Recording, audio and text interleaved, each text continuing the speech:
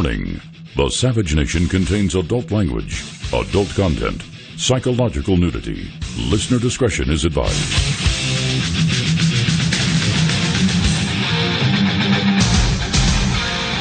And now, America's most exciting radio talk show, The Savage Nation, home of borders, language, culture. And here he is, winner of the National Radio Hall of Fame Award, Michael Savage. He's great. He's a great poet, you know that. So that's why he's going to put on a tux. He's going to go to Göteborg or wherever and get the Nobel.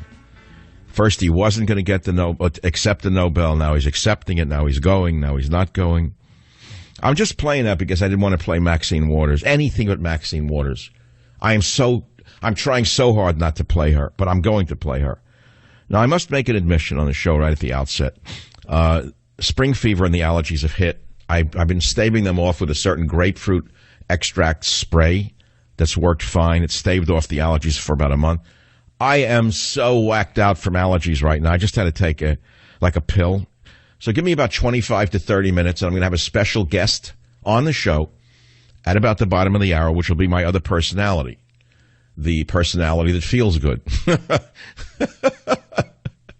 Because if I were not in radio, you know what I would do in a day like today? I'd be a normal person. I'd stay in bed. I would mope around. I wouldn't do anything.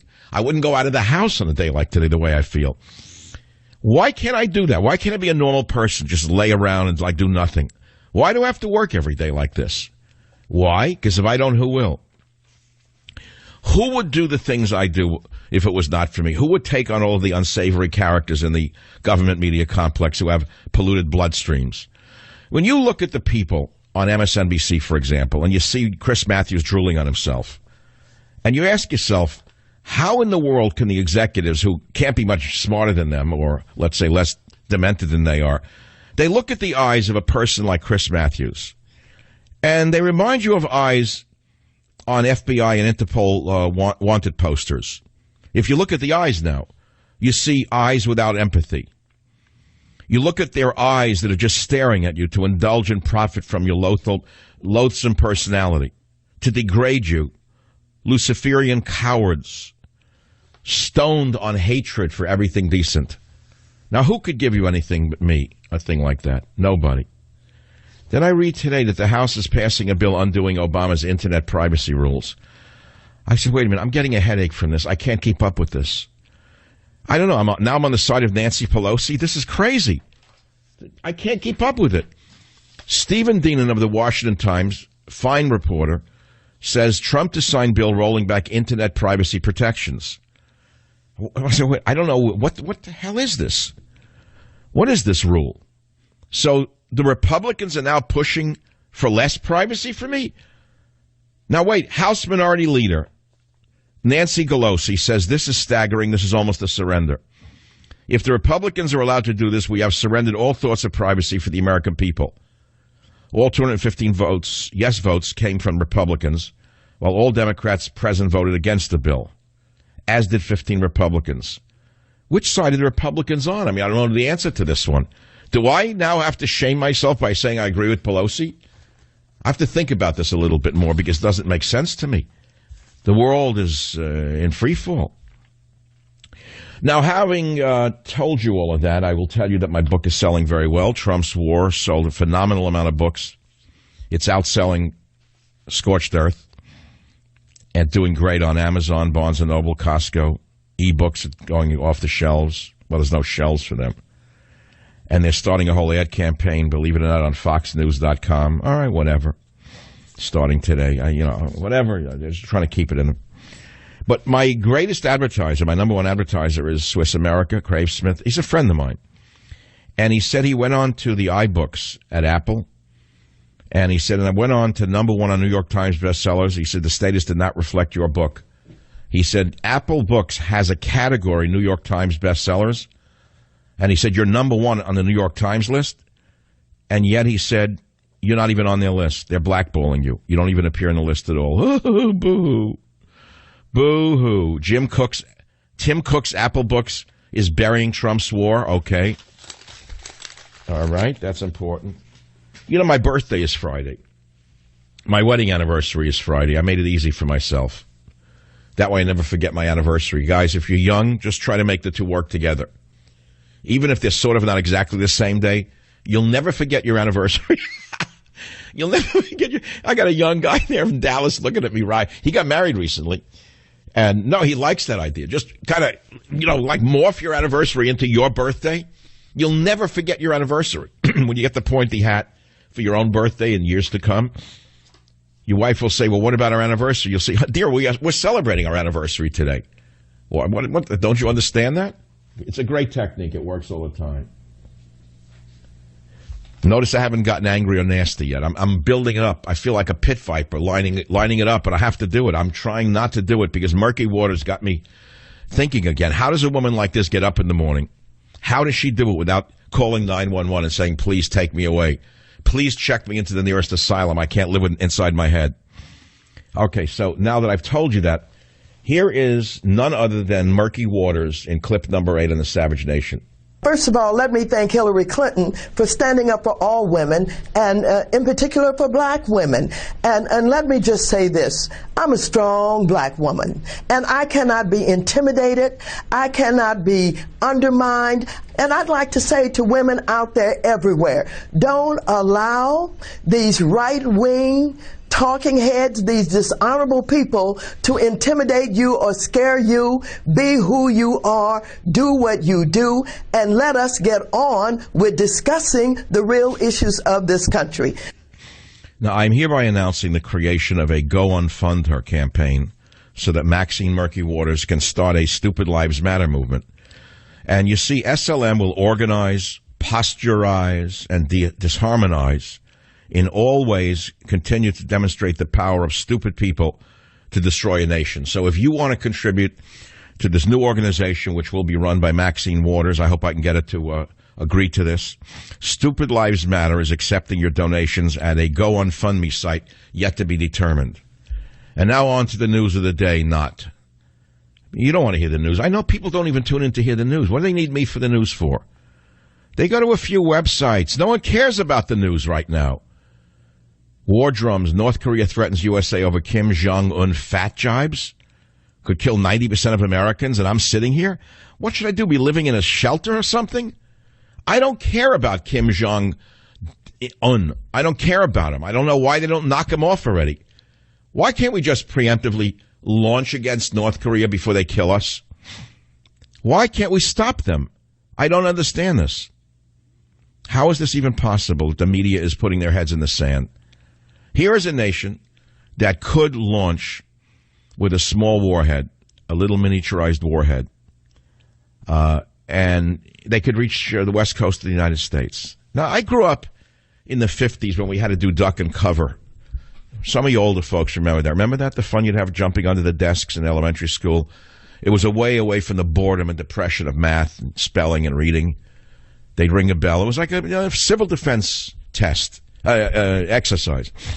Because it was in the age of the Cold War with Russia, something that the Democrats would like to see again, because there's big billions to be made in stirring up war fears, and warmongers like Charles Schumer, Nancy Pelosi, Dianne Feinstein, and others are salivating to make sure that the money comes rolling in for the new Cold War that they're ginning up. But in the 50s, you'd be in the middle of a class, you'd be talking about George Washington crossing the Trenton River, or whatever. I was studying what a peninsula was for 5 straight years. You know, I look back on my elementary school years. I learned, in the first 5 years, I learned like 5 things. I learned what a peninsula was. I learned how to add 2 and 3. I mean, I learned nothing in the first 5 years. But I did learn how to hide under a desk in case the Russians launched against us with long-range bombers. I don't think they had missiles in those days that could reach the U.S., but they could launch a bomber that could hit New York. So you'd be listening to the teacher talking about whatever, and then she'd say, I don't know, an alarm would go off. All right, boys and girls, get under your desks. And we loved it. Books would be flying all over the room. You got a chance to be a kid again. You kicked your chair back, and you got under a desk. I mean, like that was going to help you in a nuclear blast. It was unbelievably stupid. But there weren't enough desks for everyone, so some of us had to go into the clothing closets. I remember to this day. We had to run into the clothing closets, which had hooks, which today could impale you.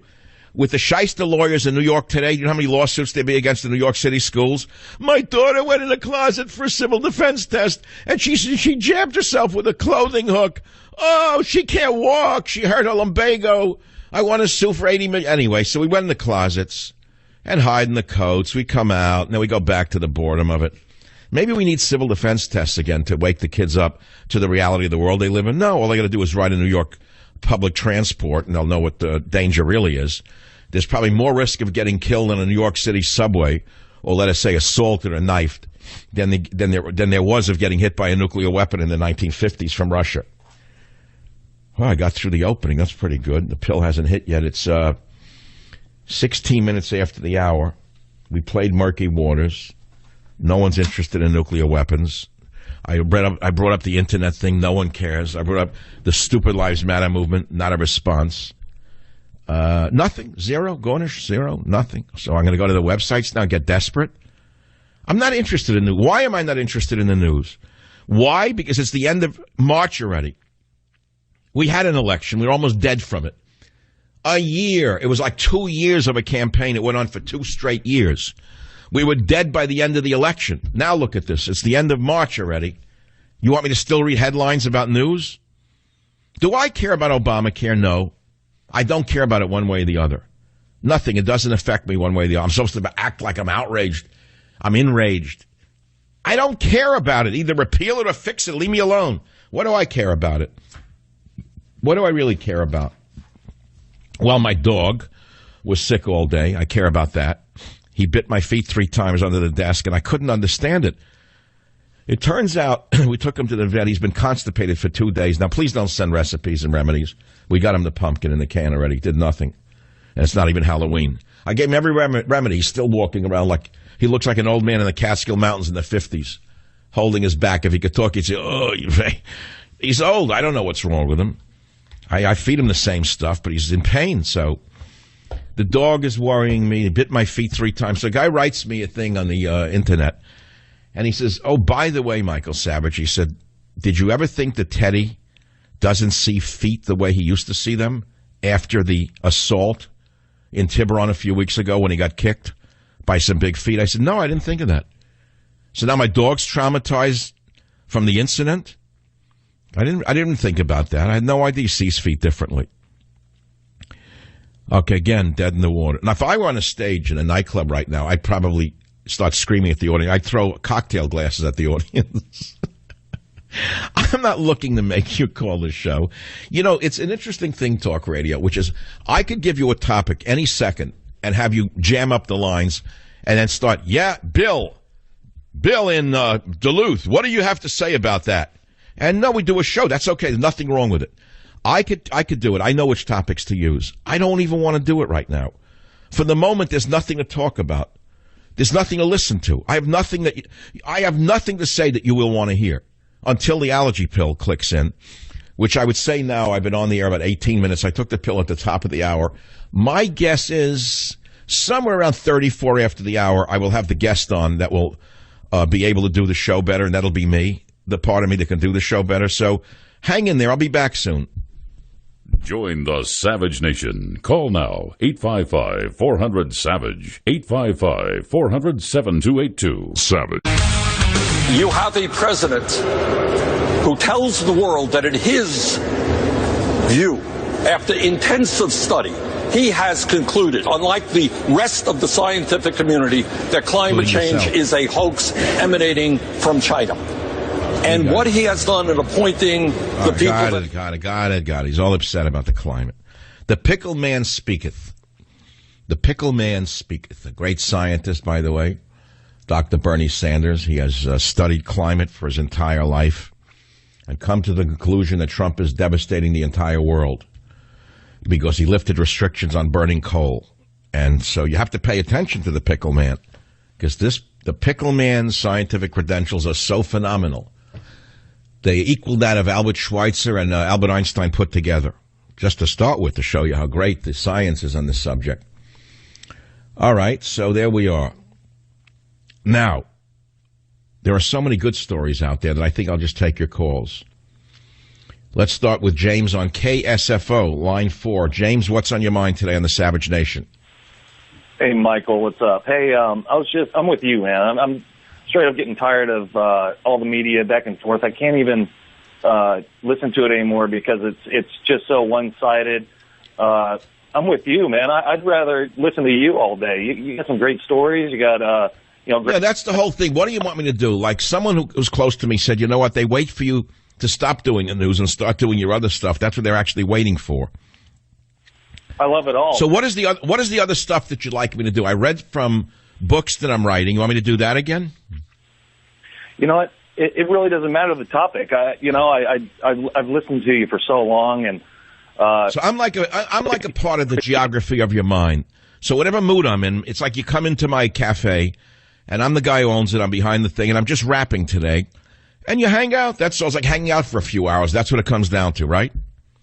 Yeah, absolutely. Why not? I mean, all this flooding of news and, back and forth and just... That's right. One side is on this side. The other side's on that side. They're never going to change.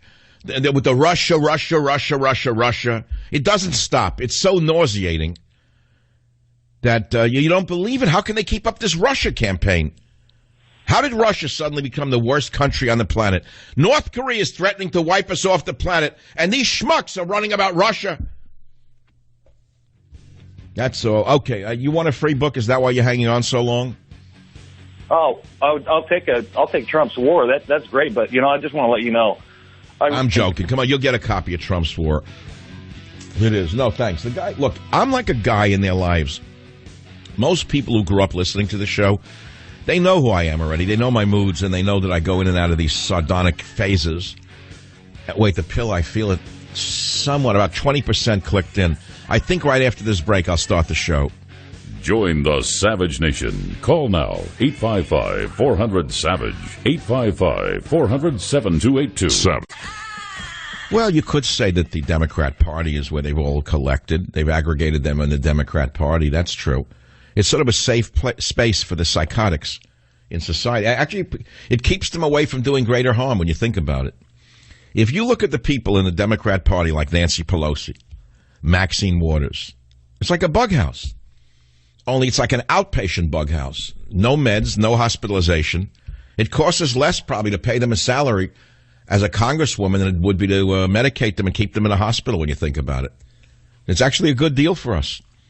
Here she is again talking about collusion. It's a big word. I know for a fact that she had to practice that one. Here is the genius of Maxine Waters in clip number 7. He came to the presidency with the kind of character and background that made me... Is she talking about a recipe with vegetables?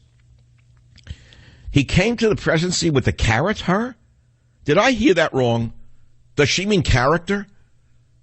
I guess in Southern California they say character instead of character. So, okay, it's a certain brogue, a certain type of way of speaking. I shouldn't criticize it. I myself don't speak proper English. Look how far I've gotten speaking poor English. It's amazing to me. Who speaks proper English anymore except the Englishmen who've lost their country? They're so proper they forgot to defend themselves, which is the most proper thing to do, which is number one, survival. What's the difference if you speak perfect English? Take a look at the rap stars. They speak 50 words of English and they're worth $50 million. What do they need English for? What do you need English for in this country? Take a look at Maxine Waters. Look how far she's gotten. She can't even say character. Even though she's trying to say Trump doesn't have character, she says he has no character. Maybe she's saying something we should know. Maybe he needs to eat more carotene, and she's concerned about him. I don't know what the problem is. It's purely seditious. And then you have Sanders obsessed with coal and carbon dioxide, which is one of the most ludicrous things on earth to worry about, Bernie. There are bigger problems. If there was collusion with Russia and this and that. What else is in the news that I shouldn't tell you about? What do I want to bum you out for?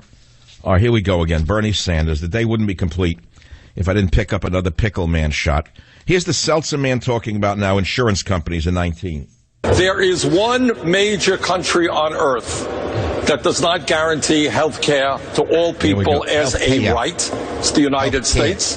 And that country, our country, ends up spending... Shut up, you commie bum. You shut up, communist bum. Communist bum, shut up. Communist bum, get a soapbox. Go to Union Square, communist bum. I knew this type of bum. This is the type of bum in my father's generation who couldn't get a job or was too lazy to open a business. And so they usually taught, they had rotten suits with tuna fish stains in the lapel from taking a tuna sandwich on the IRT. And all they did was talk about trade unions and talk about Karl Marx, and they beat everyone up. No one liked them. They were hated by everyone in the family. Even people who were liberal hated the Bernie Sanders types, hated them. They just wouldn't stop. They all know they're liars. The guy could never get a living in anything other than hating America, human suffering. Now he's concerned that look at all the topics he's worried about. How could one head carry all of this around so much without fainting? Coal was one subject. He went from coal to insurance companies. He went from coal to insurance to healthcare companies. How does this man carry the weight of the world on his head like this at his age? So now he's effectively worried about healthcare for all. Who's going to pay for it? That's the one thing that they don't understand, is that if you have to give everyone healthcare, someone pays for it, Bernie. Who's going to pay for that? Well, the answer is you cut the military spending, right? How did that work out? That for 3 years we couldn't beat ISIS by cutting the military spending. There's a lot of scams in liberalism, let's be honest with you. Look, I'm not a man who supports corporate crony capitalism. I hate it. I've told it to you yesterday that the people who make their money by trading currencies, for example, or by speculating, pure speculation, without producing anything, are not capitalists by any means. It's another form of economics that has nothing to do with capitalism. It's a tumor on the system of capitalism that was developed going back to Adam Smith, if you want me to get specific about it. I don't really want to lecture you. But when you see these people who provide no jobs, no services, making billions of dollars a year, you have to ask yourself, what is wrong with the system that permits them to do it?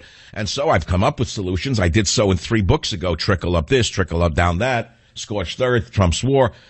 I have solutions. The problem is I don't have any influence.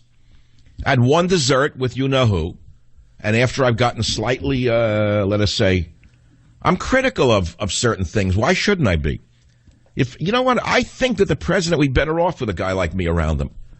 Let's say he has a fairly intelligent guy with a good grasp of things that are going on, and I know what the people want. Why shouldn't I be able to say, I think you're wrong about this, and I think you should do that? Why shouldn't I?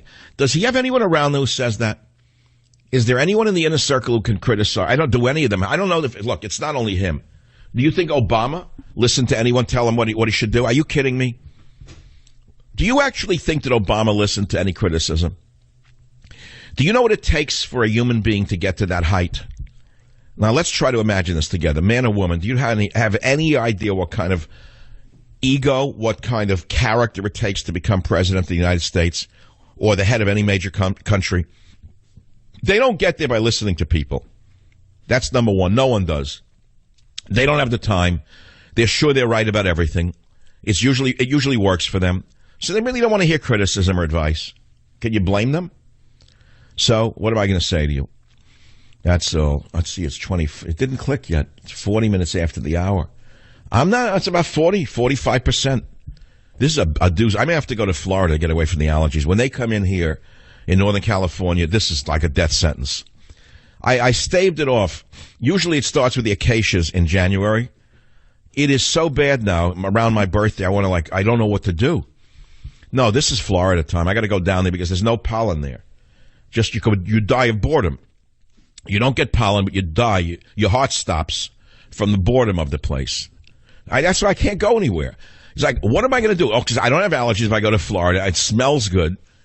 I get up in the morning, 5:30. I look out the window of a place near the beach, and I see people marching like at Paris Island, like the Marine boot camp, schlepping and trudging in wet sand at 5 in the morning, thinking it's good for them. Where'd they come up that it's good for them to walk in wet sand at 5 in the morning? What kind of stupidity is that? The human being is supposed to sleep in the morning. There's not an animal on earth that gets up at dawn if they don't have to. What was an animal get up at dawn for unless it has to go out and get food? If it didn't have to go out and get food, it would stay in the cave. What do you think? It's crazy? It would grab its wife and lay there in the bed for another couple hours, and she would stay too. What would she want to go out for? Walk around in sand? Everything is upside down. Nothing makes sense in our society. So there's no reason to go there. I don't like the water. I don't like sharks. I don't like sharks. Like I swim in the ocean in South Florida. I always have this thing that a sea creature is going to grab my genitals and pull me under. Now, I don't know whether that's a psychosis, a neurosis. I don't like swimming in the ocean. It's like unknown. There are sea creatures. No, think about what I'm saying. You know how unnatural it is for a human being with an exposed body, even if you're wearing trunks, to go into an ocean? Do you have any idea how stupid that is? Not only, let's say it's not an animal with big teeth. Let's put that aside. Let's forget Bobby Darin or the shark bites with his teeth there for 1 minute. Even smaller animals can get into your body in the ocean. It's filthy. My mother would never swim in anything but a chlorinated pool. She was not wrong. She lived to 88. So, Ma, why don't you go in the ocean? It's disgusting. It's dirty. Who would ever heard a thing like that? I don't know. I don't like the ocean. She liked the chlorinated pool in the Catskill Mountains. God rest her soul. Dip her feet. That was it. That was the extent of it. Ethel Merman, she wasn't. But it worked for her. Many things she did made sense. So here we are. What makes sense in the world today? Does anything make sense anymore? Look at my poor little dog. Look at this little guy. I had a bad night last night thinking about him. He's sick. That's the way of all flesh. He's getting old, and it's funny because it's not funny. Because, I already did the box already with the ashes already on the mantle with the snowy. I'm looking at that one. I don't want to think about it, but I have to think about it. Then, of course, what? Through our pets, we think about who? Us. Then we start in with the maudlin. And then you get like a self-pitying. And you start thinking about, well, how is that going to be? Who do I want at the funeral? I mean, it's crazy. Are you supposed to put together a funeral list before, when you're still healthy? Is that what you do? Am I supposed to sit there and, work out the music and the food and the venue right now? I don't want to do that. Don't think about this. This is a thing that no one dares talk about. But think about this. Okay, but people do in most societies. They plan it in most societies. They have a mausoleum built before they're even born. It's all worked out for them. I don't even know how they get up in the morning. There's the great-grandfather up there on the hill in Italy, then the grandfather, then the father. They're all up there in the little towns in Italy. And they go visit. They talk to them. Then they're going to go into one day. I don't know. I couldn't go through a day. So I've always felt that I'm immortal. That doesn't apply to me. It only applies to the rest of you. It only applies to the rest of humanity. It's not going to affect me. No, I'm in a special category. I'm never going to lose a tooth. My hair's not going to turn gray. I'm not going to get old. No, none of that applies to me. I'm immortal. How many people actually walk around thinking that they're going to have? No one. Notice that half sentence I gave you? That quarter of a sentence, that eighth of a sentence, but the implications were there. You know what's doing this? I get this way every year around my birthday. Now, of course, each birthday is even more closer to so you don't even want to, so some people don't even have birthdays. You're like, no, don't do it. I don't want to be reminded. Then they get the hair. The worst guys, the most depressing guys on the planet are the guys who don't accept their aging at all. The worst are the hair plugs on Wall Street. That they dye them black. Have you ever seen guys who dyed black hair? They look horrible. They're better off bald or just let it turn gray. What is with the hair plugs? You know how ugly you look? Do you think there's a woman on the planet who doesn't know that those are fake hairs in your head? Look, I'm not knocking it. If it makes you feel better and it gives you a little excitement, go ahead. God bless you. Maybe you're better off than I am. But getting back to that issue of mortality, just for a moment, since I can't seem to escape it, since no one can seem to escape it, since that's the fate of mankind, which is to walk around as though we're immortal, knowing every second we are mortal. That is the absolute greatest challenge that a human being can face if they're actually living in that world. And now, great novels have been written about this. I can't say I've written one yet. I'm going to publish one soon, but it's not going to be a novel. It's going to be called Michael Savage's God Book, because I don't want to go into that right now. But it's all about mortality and looking for God everywhere. Because a man like me has to believe that there's a hereafter. I must believe there's a hereafter because it doesn't make sense. Why would I have... Let's start with the fact that we are not alone on the planet. We came from ancestors, right? I know America. What? Ancestors? Who are they? Never heard of them. Those are the people who came before you.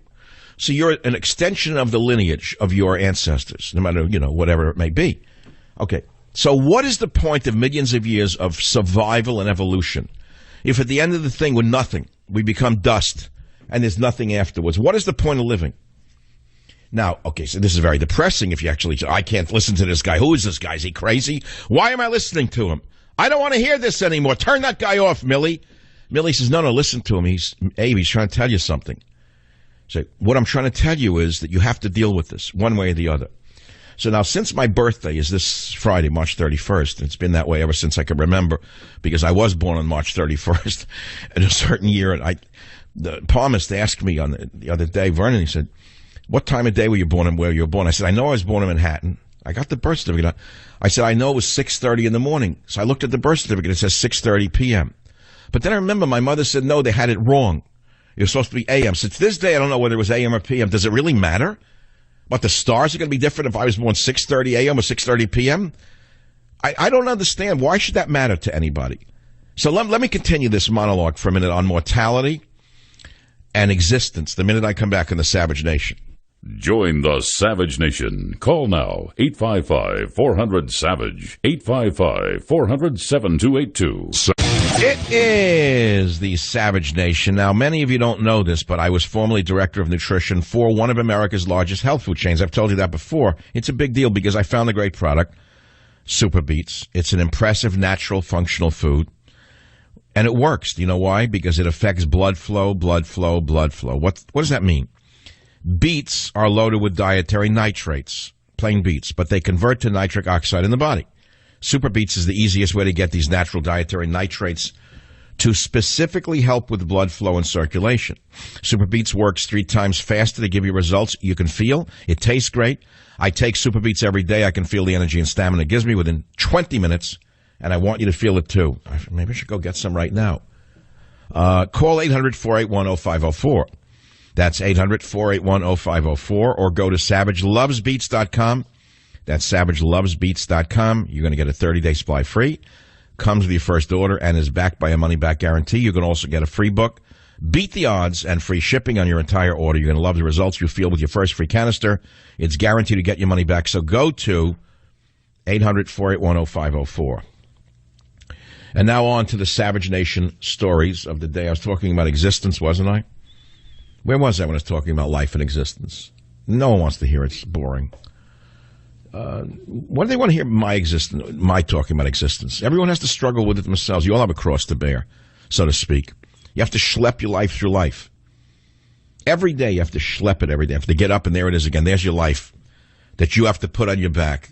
Brush your teeth, wash your face, comb your hair, put on clean clothing. Unless you're a Democrat, that doesn't apply. And you go out into the world and you try to do as little harm as you can. I mean, that's the way to approach it. Don't think you're going to do great things. It's, like doctor do no harm. They don't even read the Hippocratic Oath in medical schools anymore. Think about that one. Remember the Hippocratic Oath? They don't teach them that anymore.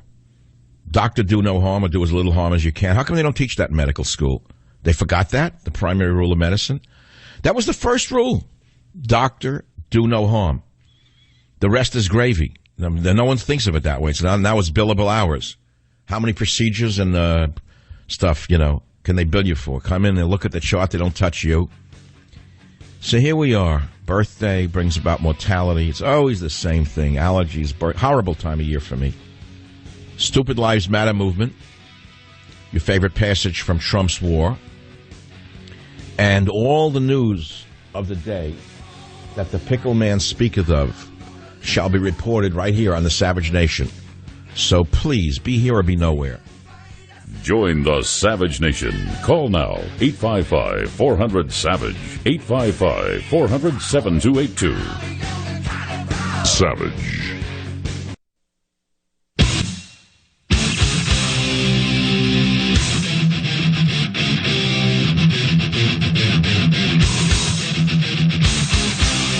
Warning. The Savage Nation contains adult language, adult content, psychological nudity. Listener discretion is advised.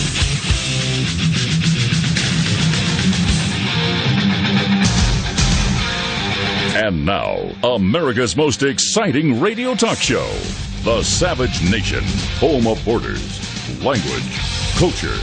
And here he is, winner of the National Radio Hall of Fame Award. Died of an H overdose, age 19 or 20. Why do so many artists use drugs? I don't understand that. What, do they feel more than we do? Is that it? Supposed to believe they feel more? People with those demonic eyes that we see on MSNBC, those with polluted bloodstreams. I'm supposed to believe they feel more about humanity than I do when they sell degradation and drugged filth. I don't quite understand why they all use drugs. What, to get them up to do the show or something like that?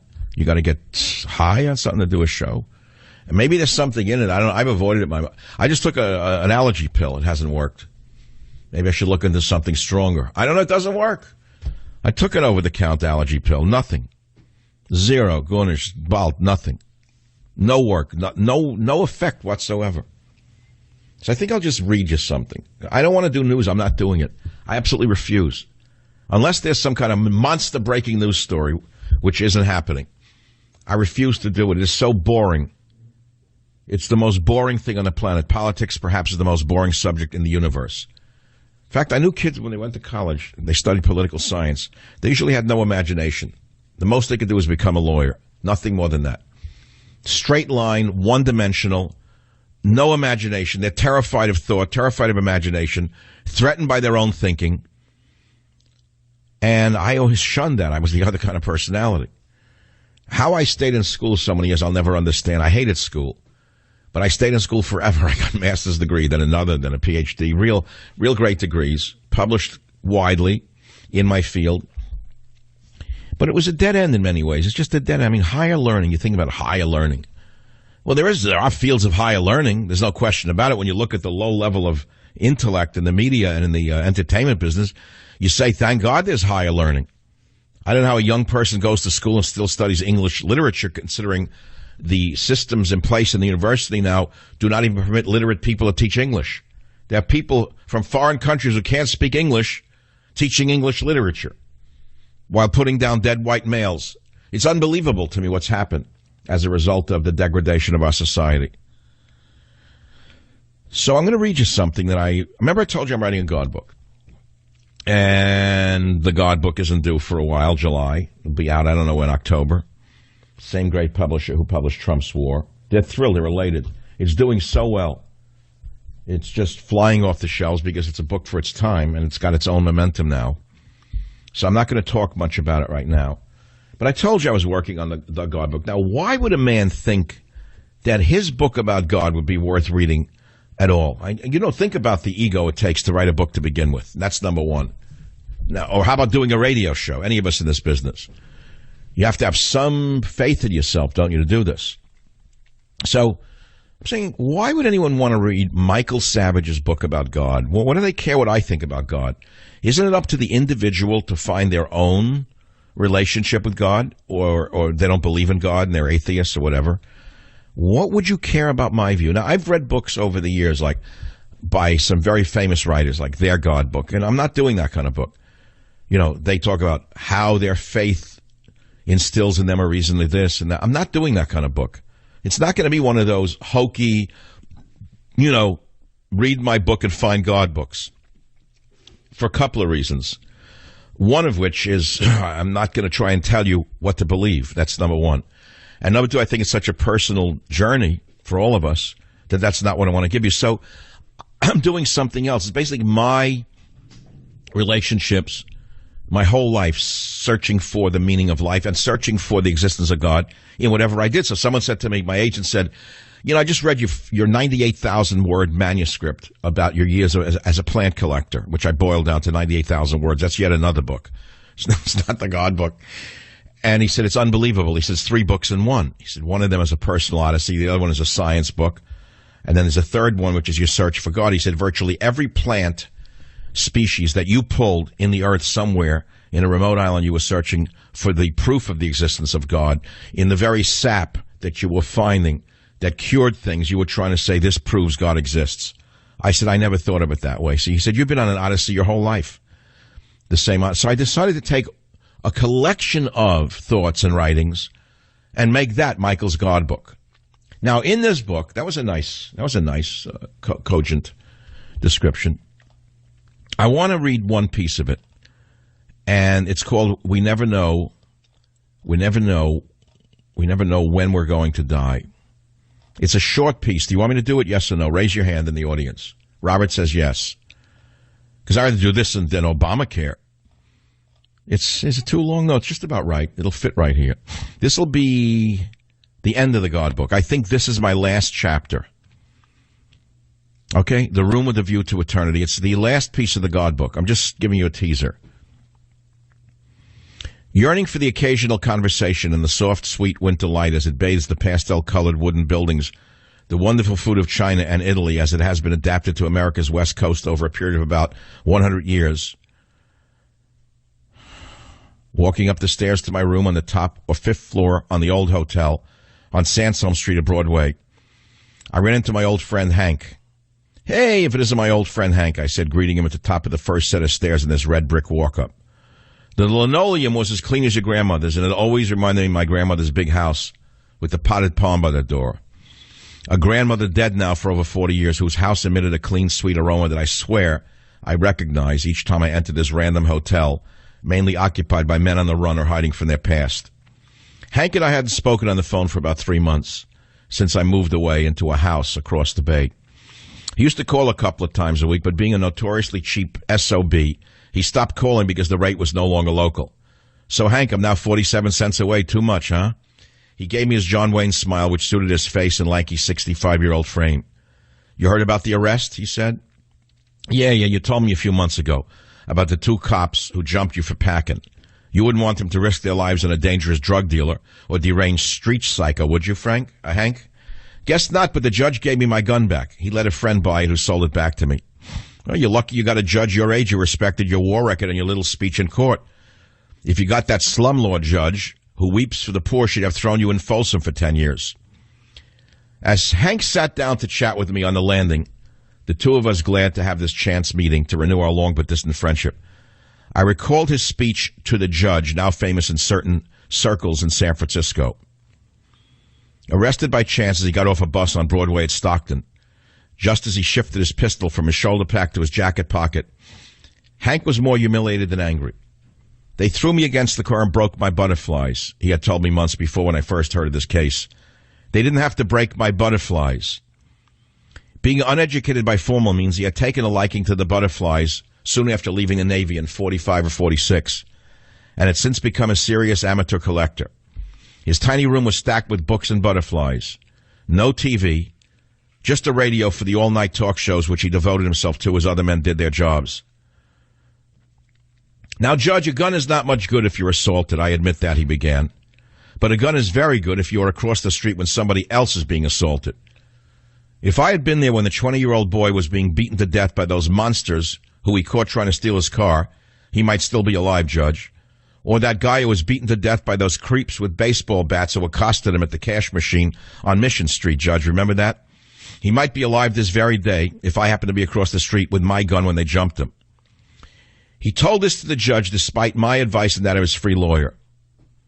But he did it his own way. He had to tell the truth, that he was 65 years old, ex-Navy, and unwilling to hide indoors, and that he felt unsafe on the streets of San Francisco unarmed. So the judge decides to dismiss the case, charging him with a misdemeanor. But it doesn't end there. He is taking the cops to a hearing for manhandling him and for breaking his pretty little butterflies, some monarchs he had just collected over in the Headlands. Well, our friendship renewed over a few good laughs. We headed up Broadway to have a beer in the microbrewery. He was, as I've said, in his mid-60s, more or less idle from his occasional trade, and happy as a clam, now that Social Security paid $500 a month to him, a small fortune. After I got to know him in his excessively self-centered way, living so Spartanly, I called him an American Zen master, except when his excessive cheapness got to me. I think we stopped speaking a few months back after I gave him a few free bottles of reishi mushroom and he didn't even offer to buy me a beer. For God's sake, when they couldn't pay the country doctor in the American towns of the past, they gave him a barrel of apples.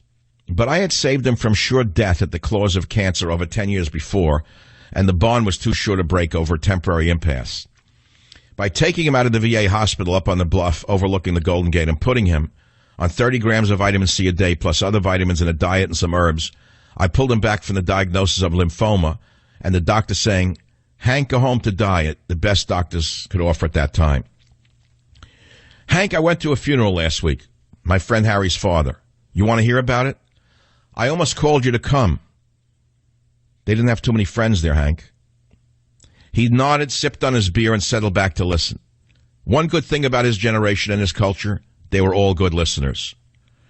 I'll continue the short story, the conclusion to my sequel to Trump's War, which is Michael's God book. Why don't we call Michael's God book a sequel to Trump's War? Because it'll really be my war against existence, my war against mortality. You know what I'm saying to you? You ever read the teachings of Don Juan back in the 70s, 60s? Remember that book where Castaneda wrote that death stalks us, death is always with us? You don't want to hear it. It's pretty frightening to most people to believe that she walks or he walks with us. And you gotta get used to that. It's there.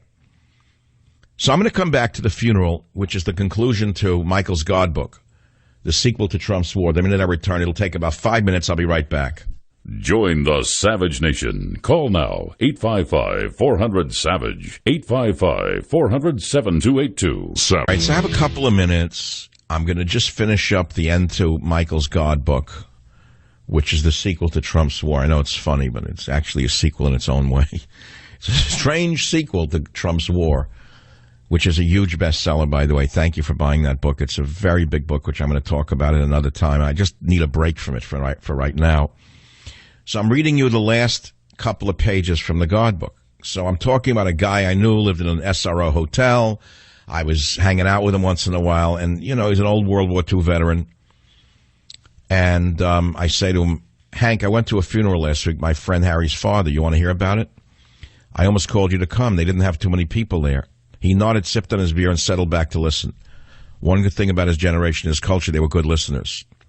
Harry's father was 82, I began. He survived Auschwitz, where the German bastards cut 3 fingers from his right hand in a saw, just for sport. I watched Hank's face. It was, as I expected, guarded. After all, I had met this, I can't use the word, in a bar about 12 years ago, when I stood up to his anti-Semitic ravings. We quickly became good but guarded pals, he needing his, I can't read these words either, okay. Standing over 6 feet 5 inches and made of lean English muscle, I had threatened to kill him if he didn't shut up. Can't read the rest either. I say, maybe I was born to lead a tank brigade in Israel or a mob in Vegas. All I know is that I've led Little League in the suburbs and a few expeditions to collect plants in the Fiji Islands, and been damn proud of it. But my eyes are those of a saint when calm, a killer when agitated. It's in my blood, I think, this murderous rage. Either through eye power or the work of saving angels, I've escaped death more than once. So Hank shut his mouth that night many years ago, and as I've said, he tends to harbor certain Nazi sentiments. So when I told him about Harry's father's mutilated hand, I wasn't surprised at his lack of immediate pitying sounds. But I like a challenge, so we went on. I went on. He never cried about his hand, I told Hank. He came to America with Florence, who we met somewhere over there after the war, and had a family, namely Harry. He was full of life. A big drinker, loved women, beat his son with a strap, but a big personality. Hank nodded. I think the anti-Semite in him liked the never cried and beat his son parts of the father. So I proceeded with my funeral story. I had lost touch with Harry for a few years. His wife threw him out for beating her and at least one of their daughters, and he was in one of his episodic hidings, this time from the sheriff's department. Somehow I heard his father had cancer and was dying. I called his mother, and I went over with a few days later. I brought a bag of groceries, you know, French bread, a pound of sliced turkey, some wine, some vegetables, and a quart of milk, I think. The usual stuff you bring when someone's sick, poor, and housebound. Florence and Harry greeted us at the door of their little one-bedroom apartment in San Francisco. I always liked it there, remembering the few dinners they invited us to. Having been in the antique business like my deceased father, the place was filled with oversized, high-quality furniture and paintings. The father was in a bathroom in a gigantic English armchair, shrunken but beautiful in a way. He pulled me close and he said, Michael, I remember when you took me and Harry to Chabad in Berkeley almost 20 years ago. I know you almost 20 years. That's not a short time, Michael. As he held on to me tightly. You took me to a bar after on Telegraph. Those were the good times, Michael. Now is the bad times. Frank, I prodded, you hear this? I extend one good deed 20 years ago, and this guy remembers. It's like one of the best moments of his life, this one good drink. So he goes fast into the hospital where he insists they let him out, probably to die at home, and 3 or 4 days later, boom, it's over. Like that? Harry told me he had been sick most of the night, vomiting probably those toxic chemicals. He forced himself up and says, Harry, she's there, on your left, the angel of death. His son gets scared. He says, Pop, there's nobody here but me and Mom. The old man stares at the big chair across that small room. To your right, Harry, on the couch. She's there. He's here with her. He stands up, starts to walk across the room, and dies. I can see that even the anti-Semite Hank is tearing up, wiping them from his face. Listen, you racist, I said to him, looking at that hole in the ground with Henry's casket so bare and hearing the rabbi's ancient chant and watching the young Mexican grave diggers move by that chant, I became reminded of my own hole waiting. I never knew where I wanted to live, I whispered to his friend from Israeli intelligence at the funeral, and I sure don't know where I want to die. We never know where we're going to die, he reminded me with a 70s rocker's cackle and grin. Join the Savage Nation. Call now, 855-400-SAVAGE, 855-400-7282. It is the Savage Nation. I get this way every year around my birthday, and also it's around Easter, Passover. It's a very spiritual time of year, by the way, in the West. I don't know what country you may be from, but those of us who are of Western civilization, these are highly spiritual times. Around the same thing happens around the Christmas time in Western lands before it was invaded as a result of the socialists who are overrunning the lands with people foreign to the lands, foreign in every way, who will never assimilate in order to manipulate them and control them. Let's go to the callers. Nate on WABC, line 6. Go ahead, please. Dr. Savage, I want to tell you, one of the things you often talk about is why the bad things happen sometimes to good people, and death and destruction. My father's a rabbi. He's around 65 years old, and he just buried a woman who had 2 kids. She had cancer, horrible disease, hard life, and she didn't beat it. She died, and he gave the eulogy at the funeral. It's very close to the family, and he's been through a ton in his life, my father, and I've never seen him so down and out as after this event. When you play the end of the God book on March 24th, Friday, I just thought this was something he had to hear. He had never heard you. He's a very busy man. So I went over to his house a couple of nights ago, and we were talking, and he was very quiet, not in a talkative mood at all. I said, hey, I want to play you something. And I went on my phone, and I pulled it off of YouTube, and I played it. And by the way, his parents were Holocaust survivors and everything, and I saw the look on his face. It was like opening a world to him. I can't say, obviously, it answered his questions. That's probably not the point, but I think it gave him a perspective. And why? What was it about that little piece, which I just reread, by the way, in a different way now? What do you think reached him in that? What is it that touched him, rather? Well, I'll tell you, I think in that piece itself, there's good and bad, and there's acceptance of good and bad, not just in the person that's dying, but in your acceptance of this guy, Hank. I think you called him Barry on the 24th. Or despite the fact that he had these clear issues as being an anti-Semite, but you still were able to accept him. You say, you had a guarded relationship with him. You were able to accept. Oh, you mean the guarded relationship I had with the anti-Semite, who was my friend Hank, who I called right? Absolutely, I understood his racism. I didn't accept it, but I liked him as a person. I knew he couldn't help his racism. It was inherent in him. Mm-hmm. And the fact that you... No, it's a strange thing to say. In other words, people have really horrible things about them, but that's not the only thing about them. Correct, and that's the world, and that's God, and here this horrible event happened, and he's a rabbi, and he's expected to get up the next day and to himself, and he's expected to appreciate everything God does and to love God. And not lose his faith in God is what I think what you're saying. Your father somehow had his faith restored in listening to that little story. I don't know how it would restore faith, but I love the fact that it helped you with your dad and helped your dad's, feelings at that time. You're a very careful listener because you heard the change in the character's name, because I'm still evolving the names and all, still working on the God book. All right, hey, I'm sending you something far more political, which is Trump's war. And I want to read you a paragraph to show you something. You see, the writing is consistently the same. Whether I'm writing fiction or nonfiction, the writing is almost the same. It's the same personality. Listen to this opening, and you'll understand why the book is such a #1 bestseller and why people are buzzing about it. I am not a guru. I am not a leader. I am a broadcaster and a writer who can think. In that sense, what you see is what you get. A man of the people who helped lead this revolution that gave us Donald Trump. In that sense, I am much like the thinkers and writers who helped lead the revolution 241 years ago. That first American revolution was as much a revolution of ideas as political institutions, just like ours today. And it wasn't led by peasants, like the disastrous French Revolution, which immediately followed. It was led by men of ideas. When British subjects fired on British troops at Lexington and Concord, they called it the shot heard round the world. That's because it didn't just send a message to King George III. It sent a message to tyrants and the smug intelligentsia all over the world. The working man, the oppressed citizenry, had had enough. Donald Trump's startling victory last November was another shot heard round the world. Obama and Clinton had been confident in their ivory tower, if power-mad Poles can even have ivory towers. But I saw the revolution coming. I saw it before President Trump did. The people, I call them the Eddies and the Ediths, the common men and women, were quietly restless. They called me on the Savage Nation to express their concerns and discontent. Whenever then-candidate Donald Trump came on this show, I told him, listen to the people and you can't go wrong. He had already used my philosophy of borders, language, and culture to build his own electoral base. He heeded the advice I gave him, and now he is president of the United States. In fact, many people have told me that President Trump's entire campaign sounded like he was reading my books off a teleprompter. So we fired a shot, but we also dodged a bullet, friends. Not a bullet from the guns Hillary Clinton would have taken from us, but a national disaster, one that went far beyond the tragedy of 4 more years of the progressive Obama agenda.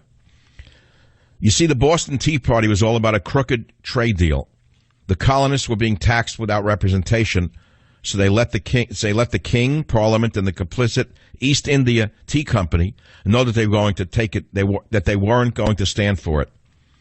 Did you ever wonder why free trade agreements like North American Free Trade Agreement (NAFTA) and Trans-Pacific Partnership (TPP) are thousands of pages long? It's because they're not about free trade. They're about granting privileges to government-connected special interests, just like the king granted them to his corporations. But the corruption goes far beyond cronyism. For all Americans who lost their manufacturing jobs because of these deals, Hillary Clinton offered to put them on welfare. She and the establishment wanted to make them dependent, wanted to make them perpetual Democrat voters, something that exceeded the ambition of even the autocrats in 18th century London. The upshot of that would have been something straight out of Orwell, with an anesthetized populace controlled by an elite ruling class. And the progressives had the nerve to call Republicans trickle-down fascists? The bullet we dodged was a permanent move to European-style socialism and the destruction of our once robust national character. And I'll pause right there on page 3 of Trump's War. You'll understand that my books are not simply screeds or polemics. There's literature, even in nonfiction. Do you understand there's a way to write things, there's a way to say things? And I believe that some of the art that is in this book, along with the nonfiction that is in this book, will help us save America over the coming months and years. Now, I know that many of you have given up already on Donald Trump. I know it for a fact. You're buying the lies. You're buying the lies of the media. You're buying the lies of the deep state. You're buying the lies of the Maxine Waters, the Nancy Pelosi's, and Charles Schumer's. You're buying the lies of the Republican Party who's trying to undermine him. You're buying the lies of some within his own inner circle who have been misleading him. I'm telling you like I see it. I think all of this is going to change in time. Not tomorrow, but it's going to change.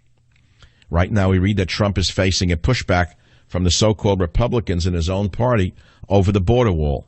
They don't want a wall. They like the drugs. They like the illegal aliens. They like the mayhem that the illegals are causing. They don't want a wall. But we want a wall. He was elected to build that wall, remember? If you were to look back on the Trump campaign, look back now, just take a deep breath.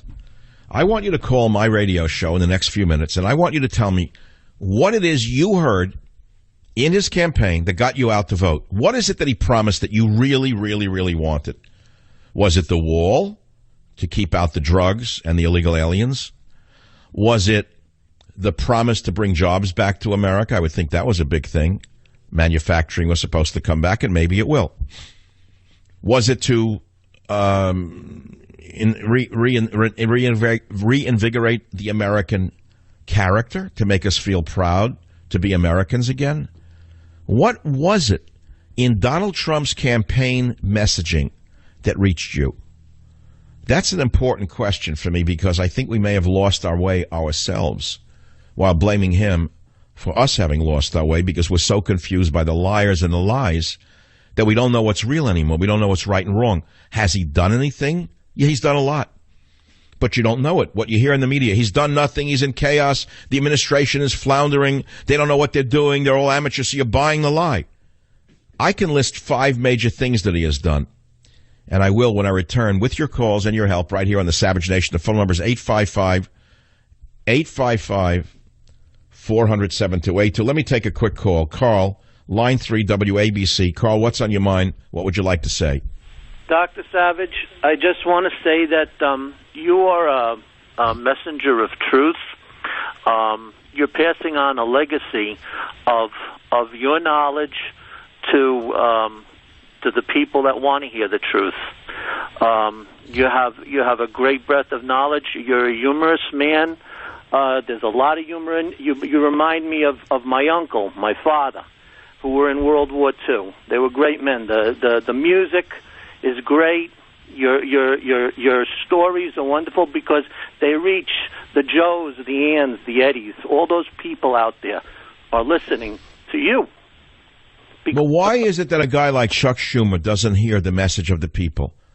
Well, think about this. This is a guy who grew up, I think, in a sort of working class background, Jewish guy from Brooklyn. Why is this man such a lunkhead, and why does he continue to keep repeating the big lie over and over again about Russia, collusion? What do you think it is about Chuck Schumer that makes him so wooden-headed? Well, it might be his own misguidedness. I was in a communist country. I was in communist Czechoslovakia. I know what it's like, and I see some of those things here in this country again. And well, don't you think Charles Schumer should know what that is that you are referring to? Does he not understand that the very things he is espousing, may it be against Donald Trump, is really trying to push communism in this country, which is what we have to a great extent in our universities already? They have destroyed the academies across America with sexual insanity, with attacks on white males, with attacks on Christianity, with attacks on Jews. Does he not understand the bigger issues than his stupid petty politics? The answer is, of course he doesn't. I don't think he even knows reality. How's that? To make him the bête noire of this particular discussion.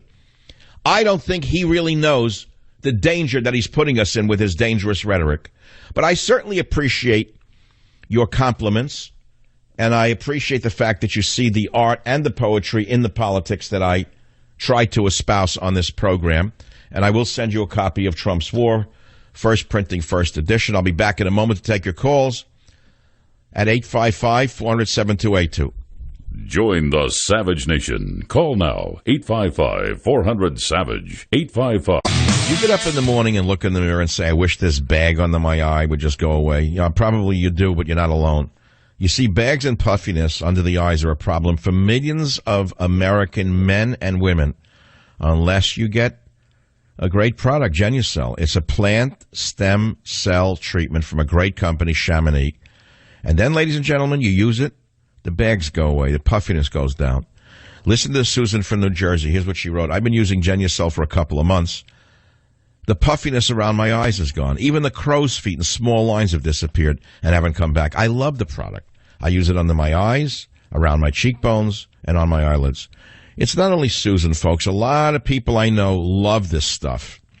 And with its instant effects, you'll see results in the first 12 hours. You get your money back. I guarantee it. So call now and you'll save big on Genucel's spring clearance event. Order Genucel right now and get a free month supply with your order. 800-SKIN-891. Write it down, 800-SKIN-891. If you call right now, you're going to get free shipping. 800-SKIN-891. 800-SKIN-891. You got it? 800-SKIN-891. Why did you vote for Donald Trump? What is it that got you motivated enough to vote? Many of you weren't going to vote at all, but you listened to his messaging. And before I take your calls, and I've got calls jammed up around the block, we'll cover this in the next hour, why you voted for him. And they're really great calls. In the back of Trump's war, I have the conclusion is about solutions for each of the issues. But I start the solutions chapter by writing this. The worship of any politician is akin to a fundamentalist religious mindset. To the true believer, either you believe or you don't believe. Either you believe in God or you don't believe in God. Either you believe in a politician or you don't believe in a politician. Here is where the danger resides. Just as there are no absolutes in science, there is no absolutely pure, correct political system. We've seen what happens when a dictator insists on imposing his political views on the masses. North Korea, Cuba. To a lesser degree, we saw this under Obama, where there was almost no opposition. We must remain vigilant with the man we elected to ensure that our hope for him and America does not become blind worship.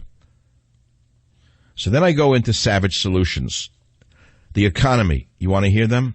In 1776, Thomas Paine wrote, "We have it in our power to begin the world all over again. That is just as true for us today. We can reclaim America. We have chosen our general. Here is our battle plan. 1. The economy. Cut taxes. Quit NAFTA. Employment mandate for Americans only. Foreigners need not apply. Immediately rebuild infrastructure through private investment. Solutions for Obamacare. You can read them yourselves. Restore our borders.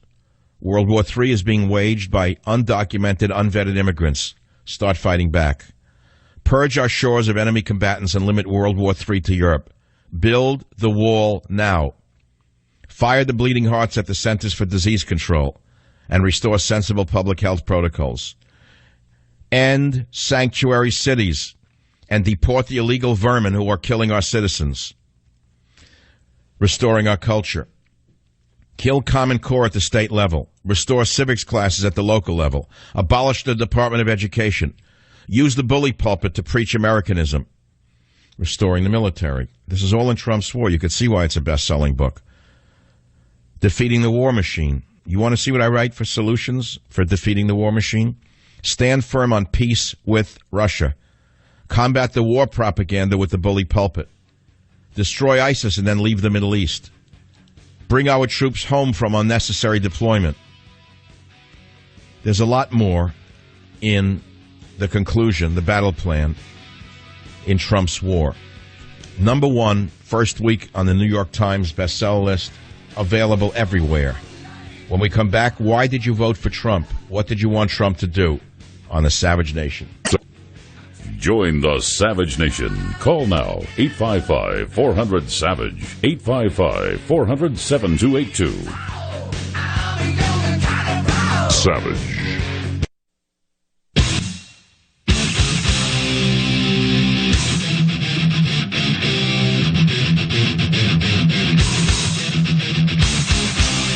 Warning. The Savage Nation contains adult language, adult content, psychological nudity. Listener discretion is advised.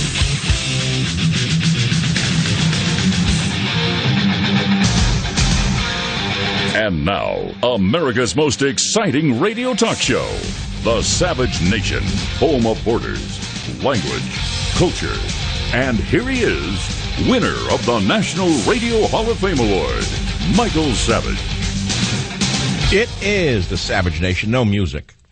We don't need music. We have music in my own soul that you are going to be listening to for the next hour. In the first 2 hours, I took you on a mind trip. We went here, we went there. I read you from an emerging God book that I'll be doing. I actually have been doing my whole life.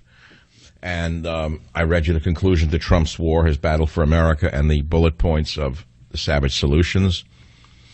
And I asked you a loaded question because many of you are disheartened. You're buying the lie from the backstabbers who opposed him during the whole campaign. The backstabbers put knives in his back. Then the minute he looked like he was going to win, they became his best supporter. The minute he faltered because of the lib rhino complex, they started stabbing him in the back again. And you're buying the lie. He's gotten some things done. He didn't get it all done. He's only been president for a few months. But why did you vote for him? What do you want him to do? Because I've got inside information that this show, let us say, is listened to by some very powerful people. not only in his own inner circle, but in the Republican Party, people that you would know, they're household names, very powerful, very important people, and they happen to listen to the show. They respect my views very much. And I'm putting the show out as a message to Mr. Trump to tell him to persist in his endeavors for the American people who voted for him, to not let the haters, the liars, undermine him in any way, and don't capitulate towards them. So I begin by asking you what you voted for and why. And there's no better place to begin than on line 9 in my hometown of San Francisco. Yes. Hey, Michael, sorry about that. Why did I vote for Donald Trump? It's because you're right. I do live in San Francisco, in the greater San Francisco area. I'm in Walnut Creek, and I voted for the guy because we see what's going on with just breaking the laws and just a lack of respect for law and order in this country. We've become a third world nation out here. When you talked about the story that occurred in Orinda a few months ago, where the school, the lady that was on the school board was shot in her driveway, and her husband was attacked and pistol whipped after they got off BART in Orinda, of all places. And you're familiar with that town. So what you're saying is what? The illegal aliens are your number one issue? I would say illegal aliens are a huge issue in our area with the sanctuary cities, but I just think the tone of the country is that crime is acceptable now, that we should be protecting the criminals and the victims. I mean, you look at that poor family, the Steinle family, and they're victims in their own country, and they have no protection. Yeah, and by the way, the illegal alien who stole the gun from a federal agent, or found the gun, broke into a car and got the gun, then killed Kate Steinle, where is that story? Why was he shooting that gun on Fisherman's, not on Fisherman's Wharf, over by the ferry terminal? What was he doing? What was he shooting at? Right. Why is there no follow-up in the great newspapers of San Francisco? Why is there not one word from the lousy liars who claim that they defend women's rights, who have nothing to say about Kate Steinle, whose life was taken by an invader from the third world? Why is there no mention of her? So this is why you voted for Trump. You want the sanctuary cities to end. You want the mayors and those in the police departments who won't comply with federal law to go to jail. There's a sheriff calling to jail the mayors who are defying federal law. You agree with that? For Trump, absolutely. I voted for Trump for draining the swamp. I mean, I know that it was a tagline and it was a catchphrase, but it matters. And I think even on both sides of the aisle, people have been complaining about the corruption in our government, and it started at the federal level. I mean, look at these cities, look at these urban areas. They're a perfect example of how liberal mentality is a failure. I grew up in the city of Oakland, and when I grew up, as a child, I used to walk down to MacArthur Boulevard at the corner as a 5-year-old and go into the liquor store and get a Milky Way, and there was no fear of it. Now, good luck. I mean, it's after 8 years of Obama allowing and condoning and protecting and defending criminals, there's no wonder why people are getting shot in Orinda and sanctuary. Well, that's right. Every word out of the mouth of Maxine Waters or Dianne Feinstein or whatever her name is, Nancy Pelosi, is about the sacred nature of the illegal alien. And she seems to forget that the taxpayers, the natives, if you want to call us that, are far more important than the invaders. Well, Emmanuel, I'm going to send you a copy of Trump's War. I know you're going to want to look through that book. So he voted to get rid of sanctuary cities. What did you vote for? What was the number one thing you wanted? Let's go across the country to this great radio show, to the station that carries this radio show in New York City. Bill on WABC, line 7. Why did you vote for Trump? What did you hope he would do? Number one reason was the wall, definitely, and to deport all the criminals, the illegal criminals that are filling up our jails, but build the wall first and then send them back so they don't come over in a little raft the next night. The other thing I really wanted was to lower the taxes for the Eddies. Yep. Well, that's simple. It's short and sweet. Build the wall, and lower the taxes. That would be nice. Well, we've got nothing in taxes yet, and the wall, the Republicans themselves are blocking, Bill. You know that already. Yes, he's getting C-blocked everywhere he goes, and I will not give up on him. I think he'll get it done. See, now that's the right attitude. What the illegitimate left and the Republicans who oppose Trump want you to do is to walk away and give up. Because now that they have all the power in the world, they don't need you anymore. I know you're right. Okay, that's the basic reality. Okay, Bill, I'm sending you Trump's war because there's still a battle. A big, big battle. I was reading a list of the largest counties in America that are defying federal law on the illegal aliens. And in New York, it's Nassau County on Long Island. Would you believe that? Because they flooded in a lot of illegal aliens over the last 20 or 30 years into Nassau County. And when ICE comes with a deportation order, the police are being told not to comply with the federal agents in ICE. This is really an outrage when you think about it. Remember all the years when the dictator Obama was ruling America? Every time a local district or a little town said, no, we don't want you to drop Syrians in our town. We don't want them. They'll never assimilate. We're poor. We don't have the money for it. You remember what the liberals said? Oh, no, you can't do that because, you see, federal law is the law that controls immigration. So all you little schmucks out there in nowhere land who've had a nice, quiet little farm life with people like yourself who worship the same God as you do, where there's almost no crime, go drop dead because we're going to send you as many as we want and stick them right down your nose. And with the help of the Catholic Church or Catholic Family Charities or Lutheran Family Services, who are making billions of dollars off it, we'll stick them in your town, and you know what? We don't care what happens. Town would say, no, we don't want them. Federal government would say, sorry, federal law controls immigration law. Well, now what we're hearing is the opposite. We're hearing, oh, no, you have no right to defy us. We in the local level, we want the illegal aliens here, says Maxine Waters, Dianne Feinstein, Nancy Pelosi. We're going to fight the federal government, they say, to make sure that there's an alien in every house. We're going to fight the federal government to make sure that there's increased disease and crime, confusion in America.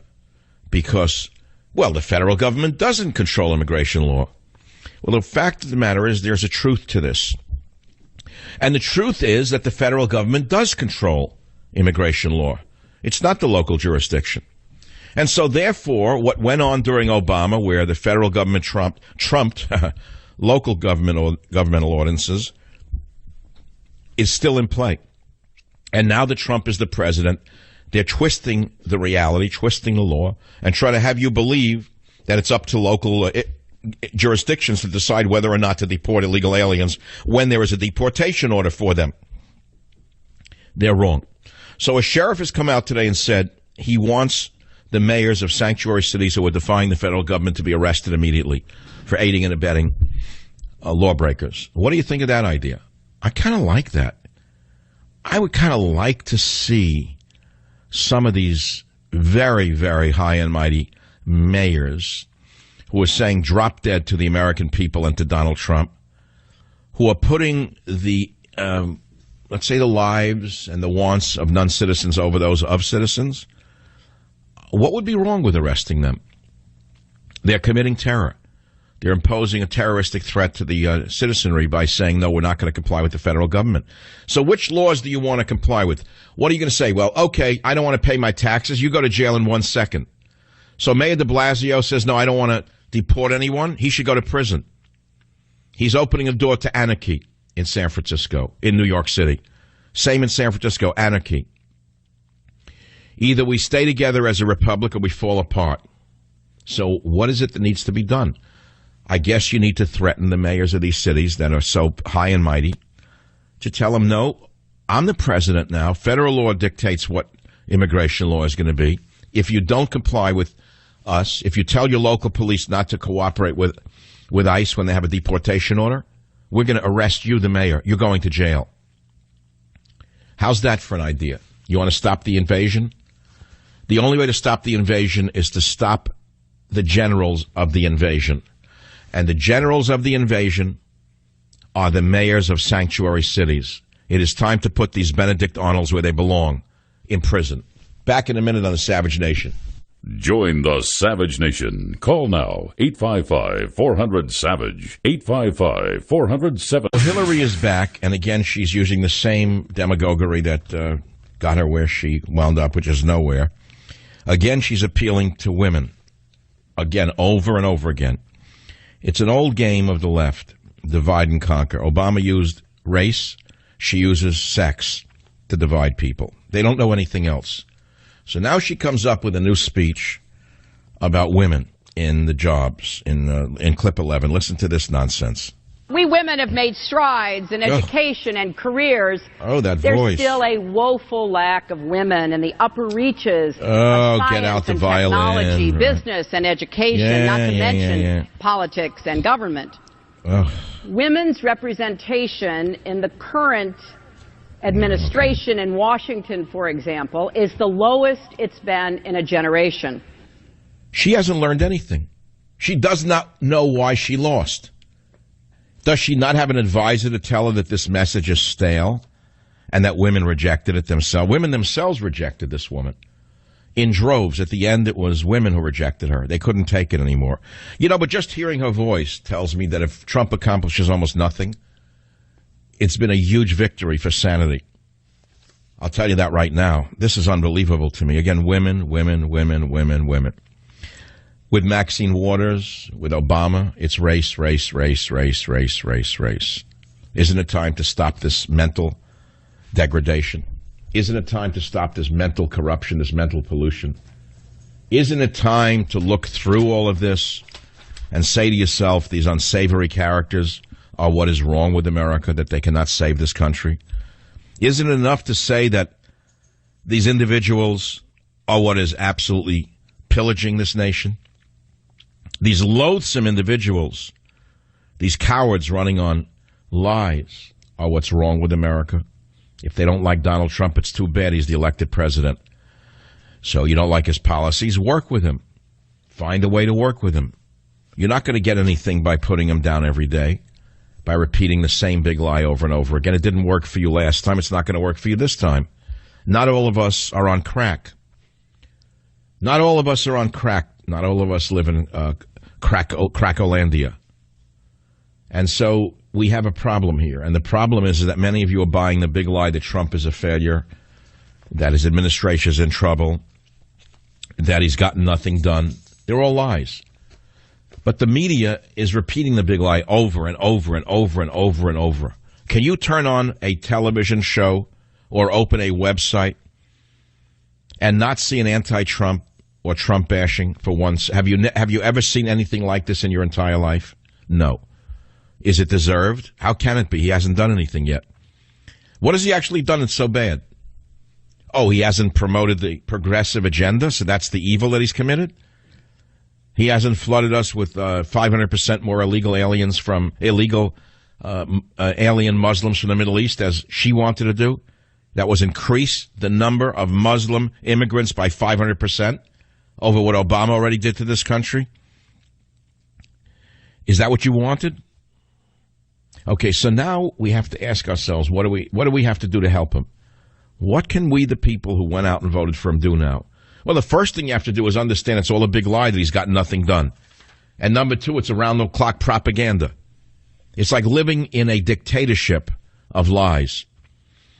I have to repeat again, Goebbels, Hitler's propaganda minister, said, if you repeat a big lie often enough, it becomes the truth. Hillary repeats the big lie. Here she is, one of the most powerful women in the world. And here she says there aren't enough women in the upper reaches of science, technology, and politics. How could she say that and believe anybody is listening to her? How is that even possible? Well, apparently they're blind to their own words. And Maxine Waters, again, collusion with Russia, Russia. Here is a dummy who didn't know the difference between Korea and Crimea. Here is a woman who gives new meaning to so many words that I can't repeat on this show. But she keeps repeating the big lie over and over and over again. And that's why I didn't so jokingly say, or not so jokingly say at the beginning of the show, that I would like to create a fund for her. A fund that would help her lead a new organization. But I don't have to repeat the joke. You'll hear it yourself at another time, perhaps on a replay.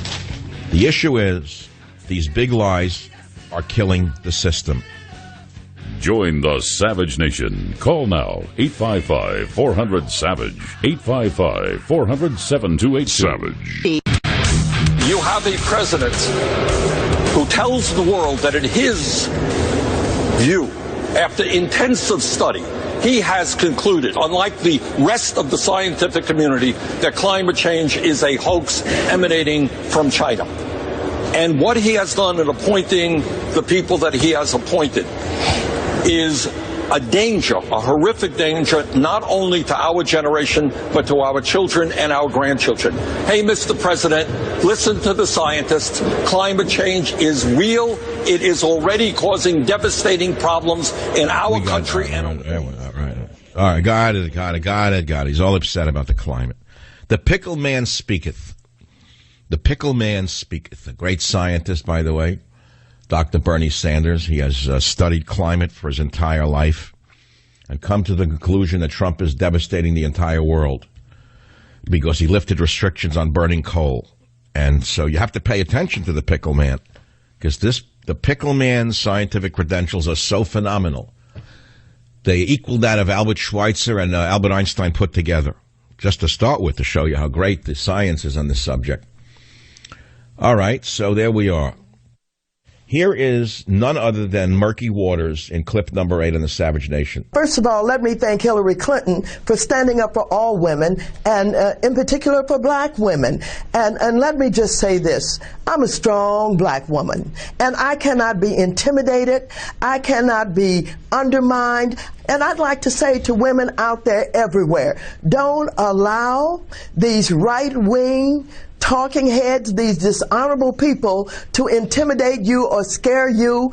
Be who you are, do what you do, and let us get on with discussing the real issues of this country. Now, I'm hereby announcing the creation of a Go Unfund Her campaign so that Maxine Murky Waters can start a Stupid Lives Matter movement.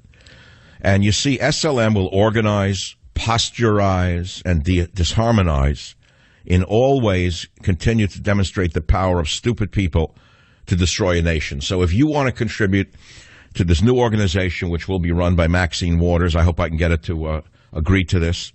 Stupid Lives Matter is accepting your donations at a Go Unfund Me site yet to be determined. And now on to the news of the day. Not. You don't want to hear the news. I know people don't even tune in to hear the news. What do they need me for the news for? They go to a few websites. No one cares about the news right now. War drums. North Korea threatens USA over Kim Jong-un fat jibes. Could kill 90% of Americans, and I'm sitting here? What should I do, be living in a shelter or something? I don't care about Kim Jong-un. I don't care about him. I don't know why they don't knock him off already. Why can't we just preemptively launch against North Korea before they kill us?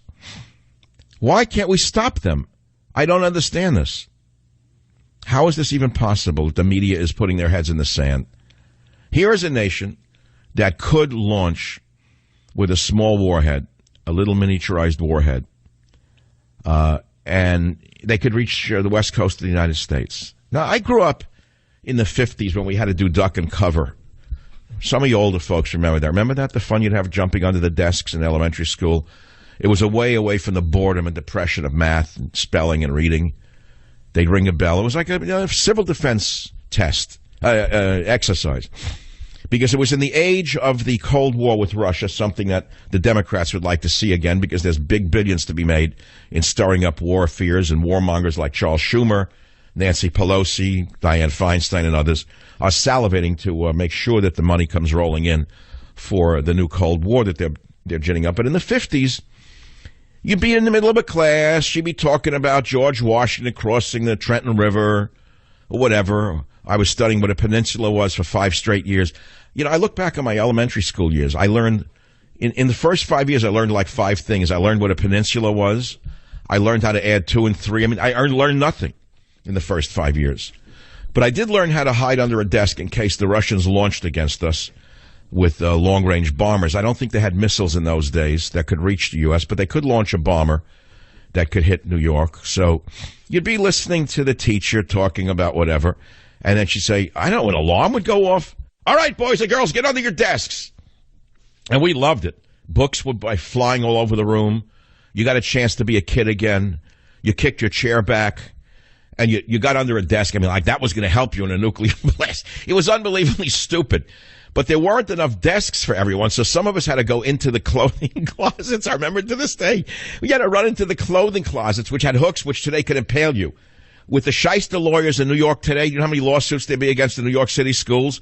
My daughter went in a closet for a civil defense test, and she jabbed herself with a clothing hook. Oh, she can't walk. She hurt her lumbago. I want to sue for $80 million. Anyway, so we went in the closets and hide in the coats. We come out, and then we go back to the boredom of it. Maybe we need civil defense tests again to wake the kids up to the reality of the world they live in. No, all they got to do is ride in New York public transport, and they'll know what the danger really is. There's probably more risk of getting killed in a New York City subway, or let us say assaulted or knifed, than there was of getting hit by a nuclear weapon in the 1950s from Russia. Here she is again talking about collusion. It's a big word. I know for a fact that she had to practice that one. Here is the genius of Maxine Waters in clip number 7. He came to the presidency with the kind of character and background. Wait, stop. Character? Is she talking about a recipe with vegetables? He came to the presidency with a carrot, her? Did I hear that wrong? Does she mean character? I guess in Southern California they say character instead of character. So, okay. It's a certain brogue, a certain type of way of speaking. I shouldn't criticize it. I myself don't speak proper English. Look how far I've gotten speaking poor English. It's amazing to me. Who speaks proper English anymore except the Englishmen who have lost their country? They're so proper they forgot to defend themselves, which is the most proper thing to do, which is number one, survival. What's the difference if you speak perfect English? Take a look at the rap stars. They speak 50 words of English and they're worth $50 million. What do they need English for? What do you need English for in this country? Take a look at Maxine Waters. Look how far she's gotten. She can't even say character. Even though she's trying to say Trump doesn't have character, she says he has no character. Maybe she's saying something we should know. Maybe he needs to eat more carotene, and she's concerned about him. I don't know what the problem is. It's purely seditious. And then you have Sanders obsessed with coal and carbon dioxide, which is one of the most ludicrous things on earth to worry about, Bernie. There are bigger problems. If there was collusion with Russia and this and that. What else is in the news that I shouldn't tell you about? What do I want to bum you out for? All right, here we go again. Bernie Sanders. The day wouldn't be complete if I didn't pick up another pickle man shot. Here's the Seltzer man talking about now insurance companies in 19. There is one major country on earth that does not guarantee health care to all people as a right. It's the United States. And that country, our country, ends up spending Shut up, you commie bum. You shut up, communist bum. Communist bum, shut up. Communist bum, get a soapbox. Go to Union Square, communist bum. I knew this type of bum. This is the type of bum in my father's generation who couldn't get a job or was too lazy to open a business. And so they usually taught, they had rotten suits with tuna fish stains in the lapel from taking a tuna sandwich on the IRT. And all they did was talk about trade unions and talk about Karl Marx, and they beat everyone up. No one liked them. They were hated by everyone in the family. Even people who were liberal hated the Bernie Sanders types, hated them. They just wouldn't stop. They all know they're liars. The guy could never get a living in anything other than hating America, human suffering. Now he's concerned that look at all the topics he's worried about. How could one head carry all of this around so much without fainting? Coal was one subject. He went from coal to insurance companies. He went from coal to insurance to healthcare companies. How does this man carry the weight of the world on his head like this at his age? So now he's effectively worried about health care for all. Who's going to pay for it? That's the one thing that they don't understand, is that if you have to give everyone health care, someone pays for it, Bernie. Who's going to pay for that? Well, the answer is you cut the military spending, right? How did that work out? That for 3 years we couldn't beat ISIS by cutting the military spending. And there's a lot of scams in liberalism, let's be honest with you. Look, I'm not a man who supports corporate crony capitalism. I hate it. I've told it to you yesterday, that the people who make their money by trading currencies, for example, or by speculating, pure speculation, without producing anything, are not capitalists by any means. It's another form of economics that has nothing to do with capitalism. It's a tumor on the system of capitalism that was developed going back to Adam Smith, if you want me to get specific about it. Now, I don't really want to lecture you, but when you see these people who provide no jobs, no services, making billions of dollars a year, you have to ask yourself what is wrong with the system that permits them to do it. And so I've come up with solutions. I did so in 3 books ago, Trickle Up This, Trickle Up Down That, Scorched Earth, Trump's War. I have solutions. The problem is I don't have any influence. I had one dessert with you-know-who, and after I've gotten slightly, let us say, I'm critical of certain things. Why shouldn't I be? You know what? I think that the president would be better off with a guy like me around him. Let's say he has a fairly intelligent guy with a good grasp of things that are going on, and I know what the people want.